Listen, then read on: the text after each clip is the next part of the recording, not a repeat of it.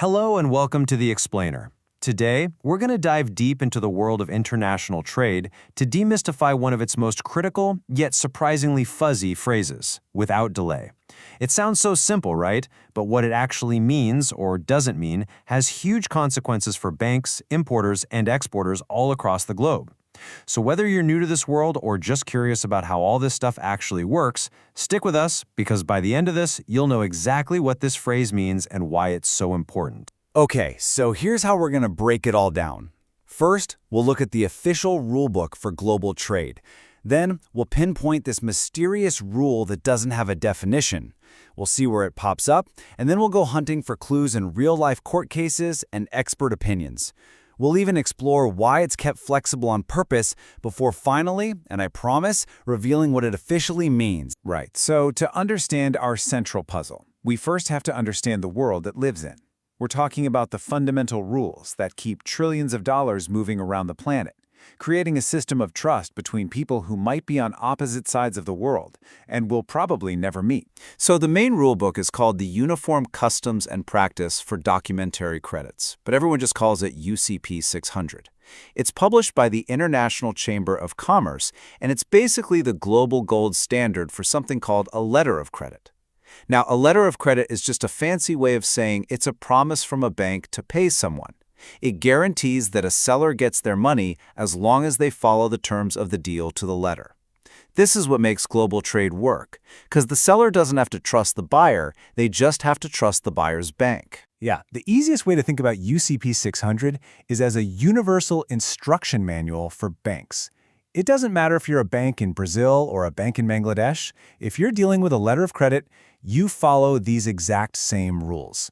This makes sure everyone's playing from the same sheet music, speaking the exact same financial language. And that predictability? It's absolutely essential for keeping global trade secure. All right, so we know there's an instruction manual. But now we get to the really strange part.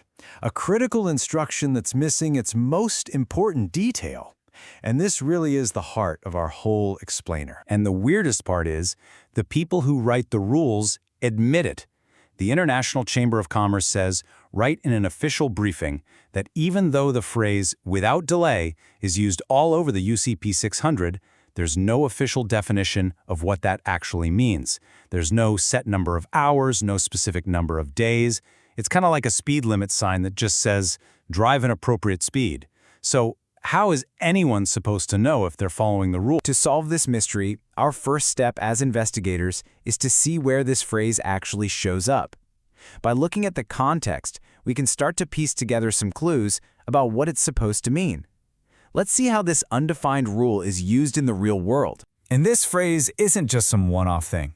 It shows up in 6 key articles inside the UCP 600. 6! That's a big deal. It tells us this wasn't an accident or some typo. The authors of these rules deliberately use this flexible term in a bunch of different, really important situations that banks deal with every single day. The fact that it's repeated so much just shows how important it is. So when does it appear? Well, a lot of the time it's when a bank decides not to do something. Like they decline to add their own guarantee to a deal, or they choose not to even pass the information along. It also pops up when a bank gets a credit but isn't sure if it's actually real. In all those cases, the bank has to tell the other parties without delay so nobody wastes time or money. It also says that after sending a quick email or telex, the main bank has to issue the full official documents without delay. The common thread here is pretty clear. It's all about communicating a major decision or taking the next critical step promptly. Okay, so since the rulebook itself doesn't give us a hard and fast definition, we've got to look somewhere else. So, like detectives, we're now going to turn to what the experts have said and what the courts have decided to see how this phrase holds up when it's put to the test. Our evidence is going to come from 2 main places. First, you've got official opinions from the ICC Banking Commission. These are the actual people who write the rules, and banks are constantly asking them for clarification. Second, and just as important, we have actual rulings from court cases where judges had to decide what without delay means when there were millions of dollars hanging in the balance. And this is where the phrase gets some real teeth. In a major UK court case, the judges straight up confirmed that without delay isn't just a friendly suggestion, it is a binding obligation. Even though there's no timeline written in the rules, the court said there's an implied duty to act promptly. This was a huge deal. It turned a kind of vague guideline into a standard of professional behavior that you can actually enforce. In the case of Fortis Bank versus Indian Overseas Bank is the perfect example of this. So in November of 2008, the Indian Overseas Bank, or IOB, sent a notice saying, hey, we're rejecting these documents. But they didn't actually send the physical documents back until February of 2009. That's a gap of about 3 months. All that time, Fortis Bank was just stuck, unable to do anything with those documents.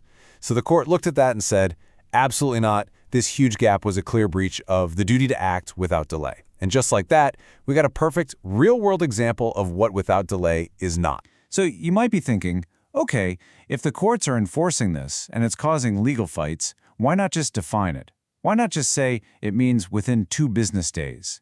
Well, there's actually a really good reason for leaving it flexible, and understanding that reason is key to understanding how all of global trade works. So let's explore why this flexibility isn't a bug, it's a feature. Let's just compare the two approaches. On one hand, you have without delay, which is flexible. It understands that context matters. A simple task between 2 banks in the same city might take a few hours. But what about a super complex deal that involves different countries, different time zones, document translations, and a national holiday in one of those countries? A rigid fixed timeline like 2 days just can't work for every situation. Plus, the ICC makes a great point. For a fixed timeline to mean anything, you'd have to have a penalty for breaking it. But UCP 600 is a set of best practices, not a law that can hand out fines. A rigid rule would just lead to endless arguments over tiny time breaches, clogging up the whole system.